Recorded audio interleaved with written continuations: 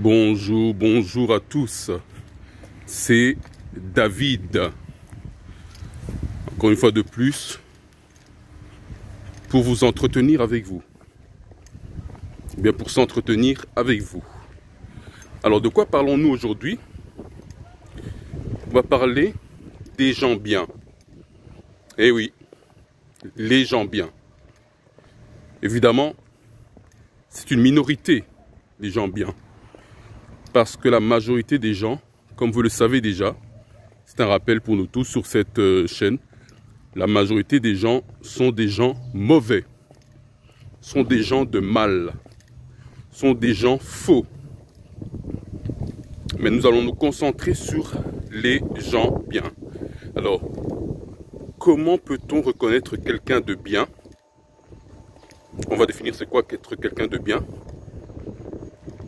Eh bien, les gens bien sont difficiles à vivre. Oui, je l'ai dit. Et je vais même le répéter. Les gens bien sont difficiles à vivre. On va définir c'est quoi quelqu'un de bien. Mais avant ça, je vais vous raconter 3 ou 4 anecdotes qui me sont arrivées. Et alors quelqu'un dira, oui mais donc David, ça veut dire quoi? Tu te considères comme étant quelqu'un de bien, c'est ça? Je n'ai absolument rien dit de tel. Je vais simplement vous raconter des anecdotes. Et ceux qui sont autour de moi savent ce qu'il en est. Tout comme ceux qui sont autour de vous, réellement, savent ce qu'il en est. Alors, ce sont les anecdotes de ma vie, évidemment. Première anecdote. Ça datait d'il y a plus de 30 ans. J'étais avec ma fiancée, on se promenait. Puis à un moment donné, je pense, j'étais distrait, j'ai eu un appel. Et puis, je vois qu'il y a un jeune homme qui vient, qui parle avec elle un instant. Et puis mon appel se termine. Puis ils viennent vers moi. Je connaissais aussi le jeune homme. Je lui dis bonjour, je parle un peu avec lui. On parle un peu ensemble. Et puis il nous salue, il part. Et ma fiancée me demande, mais qu'est-ce que tu lui as fait? Je lui dis, lui, j'ai failli citer son nom. Lui, je ne pense pas l'avoir fait quelque chose. J'étudie, je ne le connais même pas très bien. Je parle de temps en temps avec lui. Parce que je le vois à l'université. En réalité, je suis dans la même faculté que sa grande sœur. Donc je connais plus sa grande sœur. Et je demande à ma fiancée pourquoi. Et elle me dit, c'est parce que quand tu as eu ton appel et que tu t'es un peu éloigné, tu n'as pas fait attention, mais je l'ai salué parce que je le connais également, on a commencé à parler. Et puis il me dira, est-ce qu'on peut s'éloigner parce que j'évite de voir cet homme-là. Et cet homme-là, c'était toi. Alors je lui ai demandé, mais pourquoi? Est-ce qu'il t'a fait quelque chose? Il me dit, non, il est plutôt cool, mais j'évite de le voir. J'aime pas trop être en contact avec lui. Je dis, ah bon. Pourtant, je n'ai absolument rien fait. Je ne connaissais pas plus que cela. Je connaissais plus sa grande sœur. Deuxième anecdote. J'étais dans un magasin. Je l'ai acheté un costume. J'entre dans le magasin. C'était une jeune femme, serviable, etc. Elle m'a demandé ce que je voulais. J'ai un peu décrit ce qu'elle voulait. Elle m'a fait plusieurs propositions. Et rien ne correspondait à ce que je voulais. Après 20 minutes. Puis je lui regarde.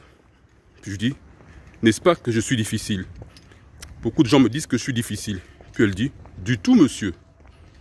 Vous n'êtes pas difficile. Vous savez parfaitement ce que vous voulez. Je l'ai regardé, je dis, ah bon? Et oui, les gens qui savent parfaitement ce qu'ils veulent ont les caractéristiques de difficiles. Mais en réalité, ils ne sont pas. Ils savent très bien où ils vont, ils savent parfaitement ce qu'ils veulent. Deuxième anecdote. Troisième anecdote, c'est un homme, on va dire ça comme ça, il me parlait puis il me dit, tu sais David, tu es très dur, hein? Tu es très très dur, mais tu es un homme bien. Mais tu es trop dur quand même, tu es un homme bien. Et les gens viendront toujours vers toi. Et ils partiront, ils fuiront. Il y aura très peu de gens autour de toi parce que tu es trop dur. Puis il me dit, mais tu es un homme bien. Tu es un homme bien. Voilà les 3 anecdotes que je vous raconte. Je vais un peu m'arrêter là. J'aurais pu en ajouter plusieurs, mais je vais m'arrêter là. Et donc, on disait que les gens bien sont difficiles à vivre. Les gens bien sont difficiles à vivre. On va définir c'est quoi quelqu'un de bien.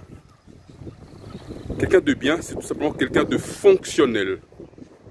Ça veut dire c'est quelqu'un qui est organisé, qui est structuré, n'est-ce pas? Rappelez-vous la vidéo, organisé, structuré, il sait où il va. Il sait ce qu'il veut dans la vie, il établit un plan pour lui dans la vie. Et donc, il est dur envers lui-même, mais il est également dur envers ceux qui sont autour de lui. Parce qu'il a une aversion à la bêtise. Il ne supporte pas la bêtise. Il a organisé, mis en place un système autour de lui. Il a pris du temps, de l'énergie, parfois même de l'argent à mettre cela en œuvre. Donc il ne permettra pas que quelqu'un vienne pour essayer de détruire tout ce qu'il a construit. Tout le système, la structure et l'ordre qu'il a mis en place. C'est pour ça que les autres le trouvent difficile.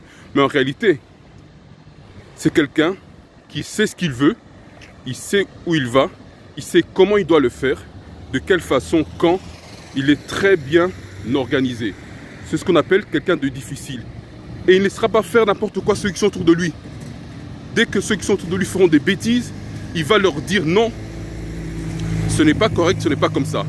Et beaucoup de gens ne supportent pas qu'on leur dise quand ils ont fait des bêtises. C'est pour ça qu'ils catégorisent quelqu'un de bien comme étant difficile. Parce que pour eux, quelqu'un de facile, c'est quelqu'un qui leur laisse faire ce qu'ils veulent. Qui leur laisse faire leurs bêtises. Qui leur laisse mal fonctionner, dysfonctionner, être léger avec eux-mêmes, être léger avec leur vie, être léger avec tous ceux qui sont autour d'eux.